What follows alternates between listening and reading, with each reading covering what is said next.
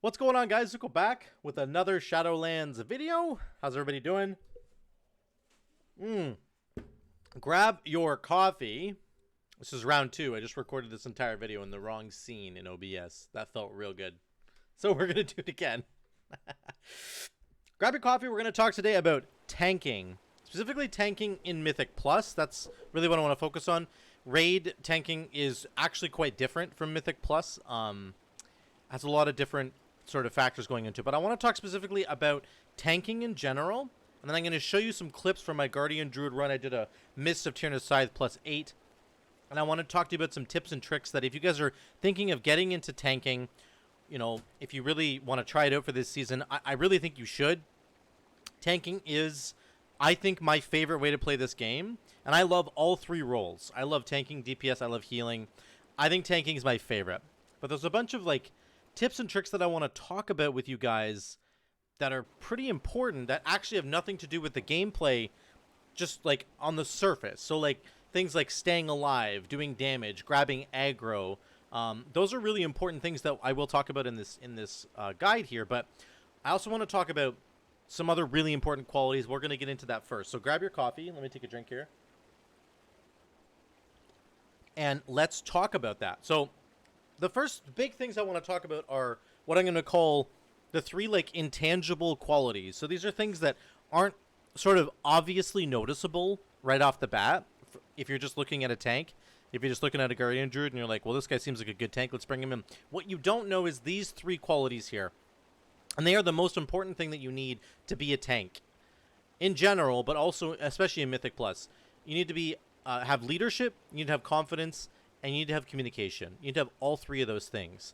And let me just talk about them one by one and tell you why you need them. For one, when you get picked as a tank for a Mythic Plus, let's say you're queuing up in the Dungeon Finder here, and you find a 15 Plaguefall that people need a tank for, and you want to jump in and do it. When you click to sign up here, people assume, because you've signed up as a tank, they assume that you know what you're doing.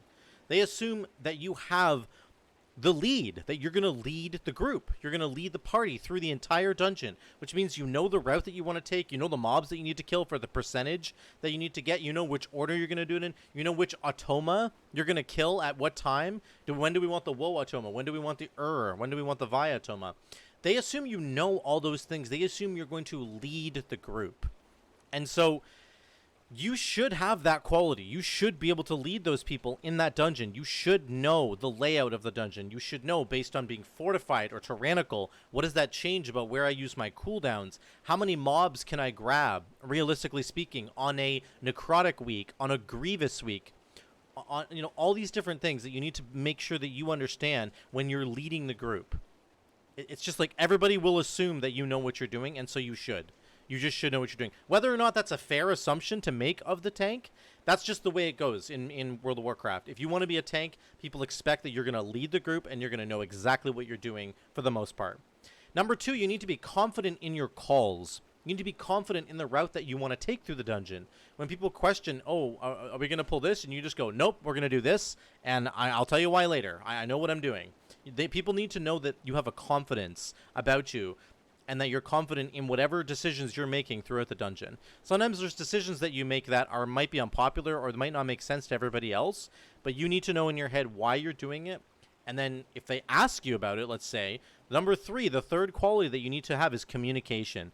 You need to communicate to the other players. It's so important. Discord has sort of alleviated this for the most part, because most of us are chilling in Discord groups and we don't, you know, it's not always, you don't always have to type everything, but a lot of the times if you're pugging stuff, you don't have a Discord channel that you're working with those people, so you will need to, like, type it out maybe. So there might be things like, do we have invis pots? I'm pulling the first 10 mobs here, and then I want you to lust. Things like that. Halls of Atonement, right? Okay, I'm going to pull the first 10 mobs. Shaman, I need you to lust once I've gathered, like, 5 of the mobs together or so. And, like, people who are better at Mythic Plus, doing, like, plus 17s, plus 20s, they already know this, but they're running in, like, a group of people that they know, and they all know what they're doing. But if you're just pugging or something like that, communication is enormous. It goes a long way.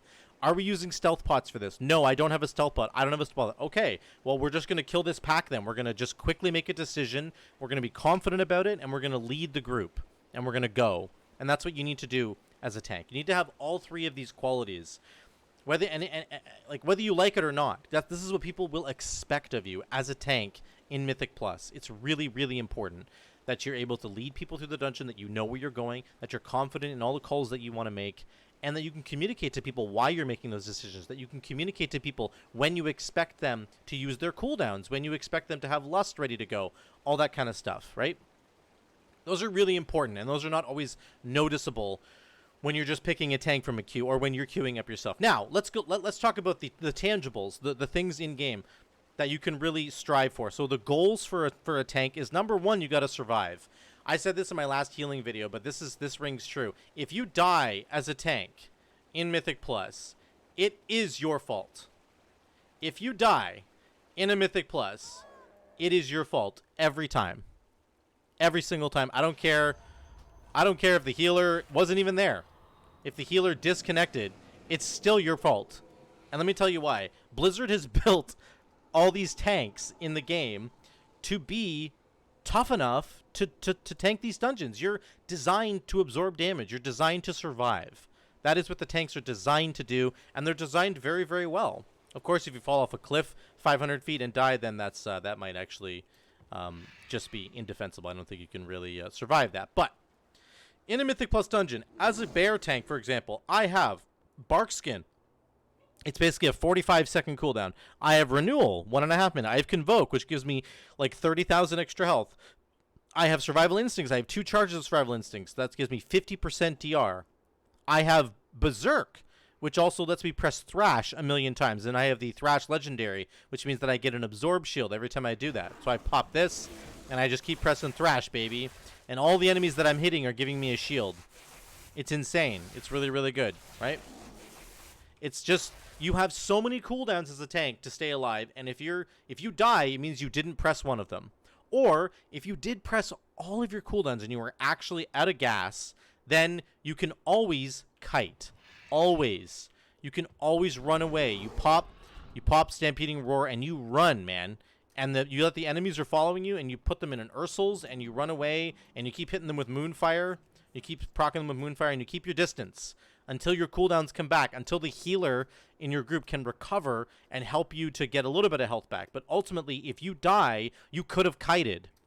If you died, it's because you didn't press some of these buttons that have been given to you. And all the tanks have a ton of mitigation. It's ridiculous how much, especially now in the expansion with double legendaries and tier set bonuses. Are you kidding me? If you die, it is your fault. So don't die as a tank. Number one, you need to survive.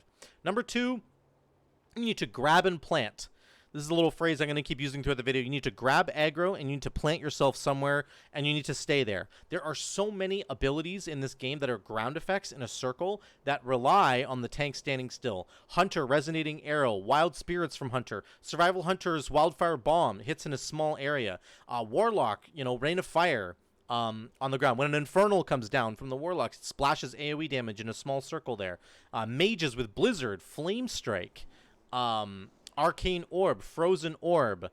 There's just a million things, guys. There's like millions and millions of things, right? Feral Druid with their swipes and stuff. Enhancement Shaman with Crash Lightning and Sundering in a small area.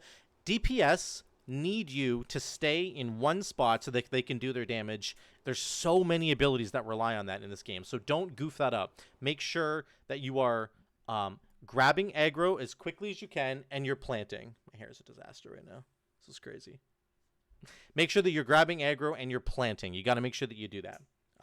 You'll make your DPS players extremely happy, and they will do a ton of damage, and the dungeon will go very smoothly. Number 3, you need to deal damage as a tank. I think in the last dungeon I did about 4.2k overall. You can see it right there. Pretty important that you do a lot of damage, actually, as much as you can pump out in Mythic Plus. It really helps you to time the key. Number 3, you need to manage your cooldowns effectively and efficiently so that you can survive damage and then also deal a lot of damage at the same time. So those are my 4 goals for the tanks. You need to survive. If you die, it's your fault. You need to grab aggro and plant somewhere and stay there. You need to deal damage, and you have to manage your cooldown. So let's jump into the video that I've got going here. I'm going to hit my video review button so that this isn't take number 3. Okay, so this is a Mythic Plus that I did. Let's get to the opening poll. It's right about up here. This is the mist that I did. So I start here.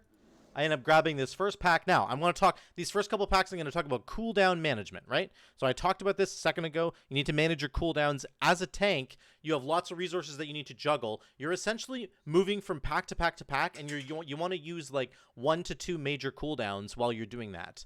So here, I decide to pop Berserk, and that lets me do my Thrash combo I told you about. So I'm just thrashing, and I'm invincible while I'm doing this. Like, I'm getting a shield, and I'm hitting all these enemies. It's giving me like a shield for tons of health. And I'm also doing 8k DPS, which is really good. So these guys melted. Now I move on to the next pack. Speed is really important too. As a tank, you need to do things quickly, or else you will not time a key that you're trying to time. You just won't, guys. So that's another thing. Speed is also really important. I run to this pack now. My next cooldown, Convoke. Here it is. I press Convoke. Boom. Right there. Now look on the ground. See this little cool Night Fae looking swirly thing? That's from the Warrior. And that's the Night Fae warrior ability, Ancient Aftershock. That is a ground effect that has to stay in a circle. I need to keep these mobs here in this circle. I cannot move from here, or else he loses like a huge chunk of his damage. So I make sure that I stay right here, and I just kind of rotate around in a circle. I move them out a little bit. I kick this guy, I think, and then I move in this circle. I'm keeping them all in the Ancient Aftershock. Do not stand out of these circles with these, or else your DPS will do literally 0 damage, and they'll be pretty upset with you. And they should be, because this is something that's very achievable for you. So we end up killing this, and then move ahead just a little bit. There's a communication piece coming up here. So we're right here. Now, lots of times people have ideas of how they want to skip this. Most people never pull this pack. And so I didn't know what our group was going to do. So what do? I communicate. I get into stealth and I go, hey, are we using pots? What are we doing? Do we have pots? Are we just, what are we going to do here? Then I noticed that the priest does his, he incaps this guy. I forget what it's called again. I had the word in my noise. So I just run past, and then I look back. I check to make sure. Mindsu, there it is. I got it. I check to make sure that everything's okay, and then I pull the next pack immediately. Then I grab aggro, and I plant. I'm planting right here. I use my next cooldown, which Convoke is back. So I use Convoke. I'm good to go. I have about 100,000 health here. There's Ancient Aftershock. Goes down once again. Both warriors, I think, had it. So I need to stay in this circle. Once again, boom. We're staying right here. I'm not moving. This is where we stay, baby. Now, I also need to make sure that I'm grabbing aggro. I use my taunt basically on cooldown. If there's a mob within this pack that I think I don't have aggro on, I'm taunting it. Because look at these guys. This guy's doing 17k. This paladin was doing like 23, 25k DPS. I can't compete with that on my little guardian druid who's level 240. So I have to make sure that I'm using my taunt.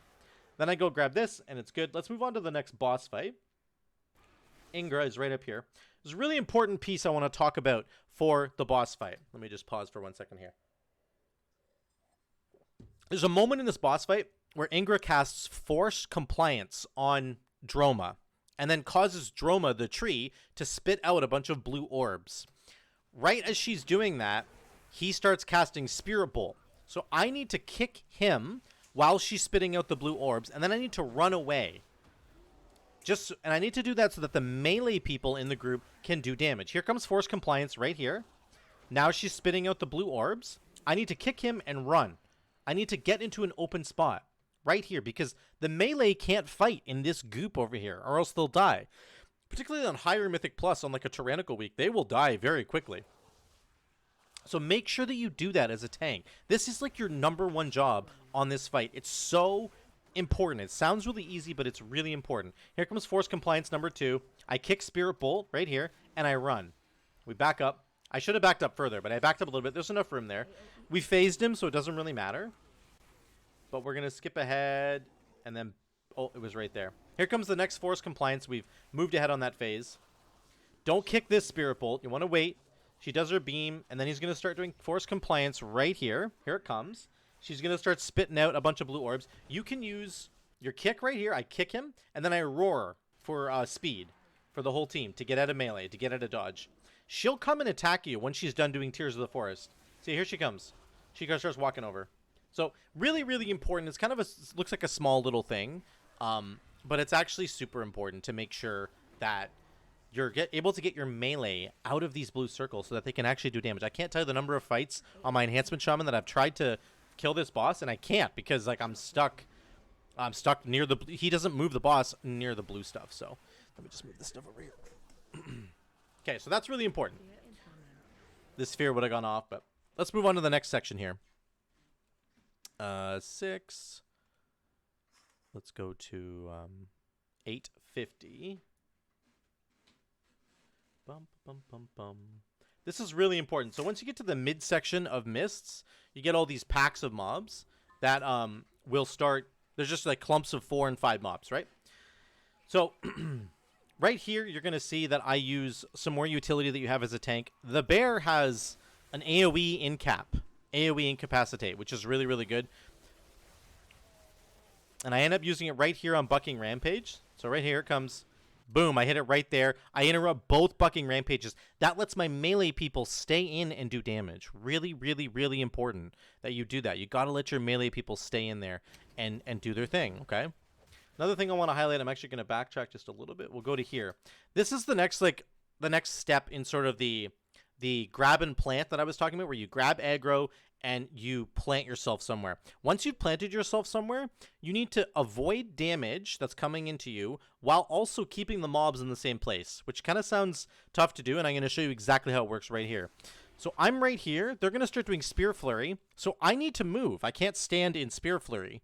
So instead of moving like away from the mobs and then getting them all to move with me, and then I pull them out of the Ancient Aftershock that's on the ground right here, I simply move in a circle, right? So we've got our thing, we got our plant right here. I'm gonna do there. This is where I wanted to plant, right here. I planted here as a tank. Oh, that's gonna go. And all the mobs are right here with me. I've planted. Now they're starting to do Spirit Flurry. I need to just rotate around this circle, just like that. Okay. I'm still planted. I still have my enemies are within this circle. They're not leaving, but I'm moving, and that allows me to dodge all the mechanics that are going on. Okay, so let's look at this. I'm going to move from Spirit Flurry. Very subtle movements. I'm not moving a lot. I'm just moving a little bit. Here it comes again. Spirit Flurry is going to come once again at me, and I need to move a little bit. Here comes round 2. I just move a little bit to the side. I'm just rotating in a circle. The mobs never move. The mobs just turn. They're just turning in a circle, but they're staying in place. And that lets my DPS do all of their damage without me moving. But it also lets me dodge damage. There's another Spear Flurry, and I just move out of the way. This is like a fundamental Tank 101 thing that you need to learn. You want to keep the mobs stationary at all times if possible, because it helps your DPS do tons of damage. But you need to also dodge mechanics, so you just walk in a circle. It's pretty simple. You're just dodging stuff. And sometimes there'll be ground effects that are like forcing you to move even further than that. I understand that. But for the most part, this is the idea you need to start practicing. Sometimes your allies will also do just absolutely ludicrous amounts of damage, and it's actually quite difficult to catch up with them. You're going to see here on this pull, this paladin does like 50 to 60k DPS, and I'm just like can't really do much about it. So sometimes you need help from your team here. Like he's doing 20k, 30k, 40k, 50k, 60k. He got up to 60, and then it's come back down again. He's doing like 50k DPS. I can't compete with that. I just can't. It's not a thing that I can do right now. So I just keep trying to do my thing. It gets a little messy because they're all aggroing onto the paladin. So he has to actually have some personal responsibility there, and he needs to like bubble himself or whatever. But I can do my best. I'm pressing Convoke. I'm trying to do all my cooldowns to get aggro back. I've used my taunt off cooldown, but not a lot's really working. So sometimes situations happen like that. You just need to do your best, use your cooldowns to do as much damage as you can, and try to taunt off cooldown to make sure that you try to get the aggro back. Let's go to 1645. I'm going to add on to the last point I was just making. You need to make tiny little movements. We're going to pull this pack right here. You need to make tiny little movements as a tank. You're rotating a couple steps this way, a couple steps that way. Not big movements. So here we go. There's a green puddle that's going to come on the ground. I've planted, but now I've planted in a spot that's got a green puddle on it. I've got to move. So I'm going to move and plant in a different spot. I move to the right. I plant right about here. And then they put a green swirly on the ground. Now I have to get away from this green swirly, but I don't do a giant, movement. I'm not like blinking away. I'm just subtly kind of moving to the right until the green swirly goes away. Then I move back. And then I move backwards a little again, and then I plant right here, right on the edge of the green stuff. Give my melee some room to work with. That's how you want to do. You want to have subtle, kind of quiet movements. You don't want loud, aggressive movements that make you kind of go all over the map. Your DPS will hate you if you do that. So that's a really important thing as a tank. Now, back to the leadership thing as a tank. I have a decision to make right here. I'm the one making this decision. Nobody else gets to make this decision except for me. They're all assuming that I'm going to make this decision. We need to get these hornets that are flying around for percentage, but I want to go to this next pull. I don't want to waste any time. But I decide that because it's an inspiring week, I'm going to just grab these 2 hornets by themselves and then go kill the other guys later. Why? Because those worms cast a self-regeneration and they cast a shield. So we're never going to kill those worms if there's an inspired mob chilling with them. If we bring these hornets into the inspired mobs, we'll never kill them. So sometimes you have to make these kind of decisions that might not look like they make a lot of sense. Like, you never want to pull just 2 mobs in a Mythic Plus dungeon. That's very slow. But in this case, it was worth it because we didn't want the inspired mob to overlap with the strong defensive spells that this guy has, simulated resistance and then the regeneration. So sometimes you have to make that decision, and as a tank, you just do it with confidence. You lead your team and you move and you go quickly. And if you do things like quickly and effectively, your team will like almost never doubt you. Basically, as soon as you start moving quickly through a dungeon and the team starts realizing that you're a tank that likes to pull fast and you get it done and you get it over with, then and you know, you're not making everybody wipe and you're making smart decisions, they will follow you, man, to the ends of the earth. So just make sure you're keeping things like that. Once again, there's ground effects here that I have to keep my mobs standing in. Really important that you do that for your DPS. The last thing I'll speak about here, there's a communication thing right up here. So I'm asking everybody about their cooldowns. Do they have cooldowns up for the boss? Because it's actually pretty important that if we had Lust here, which we don't, if we had Lust and all of our cooldowns, we should pull the boss, even though we're a little low on percentage. If we have everything ready to go right now, we should just blow up this boss. But they weren't giving me a real definitive answer. So we moved on to the ads, and we killed the ads, and that's fine. I actually didn't pull enough ads earlier in the dungeon, so I mean, that was a mistake on my part. This is what it looks like when you're fighting these worms with an inspired mob next to them. They get these massive shields. It's pretty freaking annoying. So this is just a tough pull that we had to kind of figure out, but we got through it. So we get all the enemies down, and then we get to the last boss, and I'll just highlight a couple things on Tredova.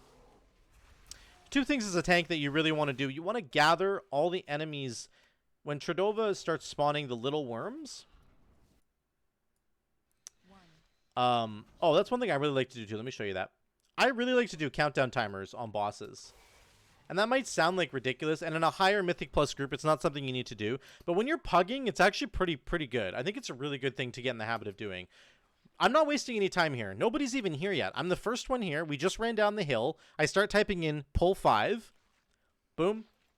Right there. Everybody just got here, so they're just kind of ready to go. I do this just to set everybody's, to get everybody's mind ready to go for the boss fight. Some people need to do stealth, like rogues need to start in stealth. Mages might want to put down like a rune of power, so they might want to get all that stuff like ready to go right before the pull. And if you just run in and pull the boss without doing a pull timer like this, I actually think it's kind of detrimental to your team. I think it's really helpful to do little pull timers like this. Not like a pull 10. You don't want to do a 10-second timer, but maybe like a 7-second or a 5-second is okay here. And it just lets your team know, hey, I'm going. I'm the tank. I'm going. Follow me. Get your shit ready to go. Let's get in there and do it. That's what you're saying. And it's very clear, and it's very direct, and it's something that really helps your team. Now, on this fight, there's 3 things you can do. Number 1, you need to kick the parasite that she does every single time. That should be your responsibility as a tank. Number 2, you want to try and gather the worms together. So she's going to spawn a bunch of worms. We had a bad link here. She gets through consumption, and then starts to spawn all the little worms. I'll show you this in just a second. It's going to go towards the priest, I believe, when they do come out. There's the kick you need to get again. I've got it. Accelerated. Here it is. There goes the ads. Here's what I do. I realize that the priest is being focused because he has little red eyeballs above himself. I just move the boss directly onto the priest, and he gets a little uncomfortable, and he backs up. The paladin actually bops him, but the priest understands what we're trying to do. We're trying to gather these mobs together. This is what you want to do. You want to work with whoever's got the thing on them, and then gather the ads together so that your DPS can just nuke them down. Really important that you do that for your DPS. Number 3, I think actually the most important thing you can do in this fight is move the boss away from the green stuff. I'm doing it right now. Move the boss. Just friggin' move the boss away from the green crap on the ground. Because every time she does a new set of green swirlies, the old ones disappear. So, actually, I don't know if they disappear. I think they disappear later. I don't think they actually disappear right away. So it ends up making a lot of puddles on the ground. That's the bottom line. I actually think they stay on the ground for quite a while. So it's even more... Let's see if they disappear right here. Here comes the next set of green stuff. Yeah, the other ones did disappear. But now there's a new set of green puddles that has been made. We need to move the boss away from the green puddles. It's really important. I just move her over here so that the DPS can actually get to the boss. I can't tell you the number of times I've done this dungeon as a melee DPS especially, and you're just standing in green puddles the entire time because the tank just doesn't want to move the boss. Just move the friggin' boss and help your team and let your melee DPS do as much damage as they can do. And that's it. We end up getting her down. I don't think I get to a good conduit there. We didn't get any gear. Let's flip back to the gameplay here just for a second. I'll show you my over-under on my damage. And my damage was 4.2k, which is actually like decent for the eye level. And then my healing was about 2.5k. Again, my damage is just all thrash, basically. The healing was all in my legendary, man. It's all about that legendary thrash healing. So 40% of my healing. So, let me just get this before everybody has a heart attack. There we go. That's it, guys. That is what I wanted to talk about for the tanking portion for Mythic Plus. Let me just do a little review here. So there's a couple of really important things. Number one is the intangibles that we talked about. You need to have leadership. You need to have confidence. You need to have communication, especially when you're pugging. I cannot stress it enough. It's so important that you lead people, that you be confident in the decisions that you're making, and that you communicate what you want to do. Do things like 5-second pull timers. That's communication. Ask people if they have their CDs up so you can do a really, really big pull. Make sure that you're telling people, okay, do we have stealth? Do we have stealth for this section here? And some guy goes, no, I don't have a stealth pod. I'm sorry, I forgot. It doesn't matter. Who cares? Let's pull the pack then. If we can't get past this with stealth, then we just have to pull the pack quickly and cut our losses and just not do some mobs later in the dungeon. You just need to do it quickly and efficiently, and your job will be really easy, honestly. You'll get through all these dungeons perfectly fine. Your goals as a tank is that you need to survive. You need to grab and plant. And once you've grabbed and planted, you need to do that circle thing I talked about so that you're avoiding damage, but you keep the mobs in the DPS zone. And then number 3, you need to deal damage. Number 4, make sure you're managing those cooldowns really effectively so that you're using them like all the time. Cycle through each cooldown on every single pack, basically. And that's it. Those are some tips that I wanted to give you guys for tanking. I really, really love tanking. This is something that's like close to my heart. So if this is something you're looking to get into in Mythic Plus, definitely... I'll do some more videos, I think, on this stuff later, on me doing, like, higher keys, because it gets much more difficult, obviously, with higher keys. So, stay tuned for that kind of stuff. But for now, thank you guys so much for watching. If you want to drop a like, I would really appreciate it. And if you haven't subscribed yet, what are you doing with your life? Get down there and press that subscribe button. And until the next one, guys, we'll see you later.